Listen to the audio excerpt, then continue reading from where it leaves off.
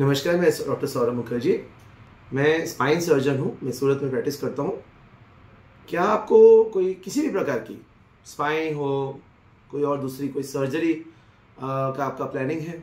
कहीं किसी ने बोला है कि आपको स्पाइन सर्जरी करनी है या कोई और सर्जरी करनी है, सर्जरी में खर्चा आएगा, आपके पास मेडिक्लेम है?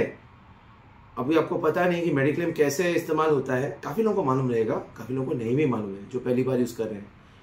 तो आपको एक बहुत इंपॉर्टेंट और सिंपल जानकारी देने चाहता हूँ। मैं कोई इसका विशेषज्ञ नहीं हूँ, मैं हूँ डॉक्टर, लेकिन आपको थोड़ा बेसिक कुछ चीज़ें हैं जो मैंने ऑब्जर्व किया है, वो मैं आपको बताता हूँ। देखिए, आपके पास मान लीजिए कि 4 लाख का मेडिक्लेम है और आपने अगर आपको मान लीजिए कि कोई भी सर्जरी में, सपोज XYZ सर्जरी, कोई भी सर्जरी हुई, वहाँ पे किसी भी बड़े स्टैंडर्ड हॉस्पिटल में अगर आपको मेडिक्लेम हो रहा है, तो वहाँ पे अगर आपने जनरल वार्ड में लिया, सपोज आपको जनरल वार्ड का पैकेज आपका 1 लाख रुपया है, 80,000, 1 लाख रुपया, जैसे सिंपल 1 लाख रुपया बोल रहा हूँ, उस पूरा सब कुछ मिला के 1 लाख रुपया है।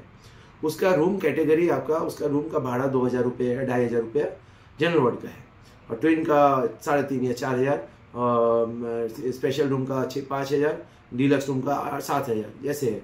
तो आप जब मेडिकल एडमिशन के, डेंगू के लिए, मलेरिया के एडमिट होते हैं, तो आपको सिर्फ रूम का भाड़ा बढ़ता है और थोड़े बहुत विजिट चार्ज बढ़ते हैं। लेकिन जब भी किसी सर्जिकल पैकेज के, जो पैकेज में आता है, उसमें जब भी आप सर्जरी कराते हैं तो पूरा आपका चार्ज बढ़ जाता है। एंटायर OT चार्ज, आपका सारा हॉस्पिटल का पूरा जो चार्ज है वो बढ़ जाता है। तो इसमें सिर्फ काफ़ी फर्क पड़ता है। हो सकता है कि आपका जनरल वार्ड में 1 लाख रुपए का पैकेज है, ट्विन शेयरिंग में 1.5 लाख का हो या 1,40,000 का हो सकता है आपका डीलक्स जो आपका रूम है, सबसे बड़ा जो कैटेगरी, उसमें 3-3.5 लाख का भी हो। इसीलिए जब भी आप कभी भी कहीं पे ऑपरेशन करने का आप बोलते हैं मेडिक्लेम में कितना होगा, तो आप सिर्फ रूम नहीं देखना है कि हाँ रूम में सारो रूम जो है, रूम डीलक्स जो है, तो आपका पूरा पैकेज यूज हो जाएगा। आपको समझ इतना बता केम थे गया, बस रूम ही तो चेंज करियो। ये सभी, ये क्यों होता है, क्या होता है, वो नहीं पता मुझे, लेकिन होता है। ये चीज़ का आपका अवेयरनेस रहना चाहिए, नहीं तो आप अननेसेसरली आप रूम ऊपर कैटेगरी ले लेंगे। ट्रीटमेंट तो सेम ही होता है। आपके पास अगर 10 लाख का है मेडिक्लेम और आपका अलाउ हो रहा है उसमें, तो लीजिए।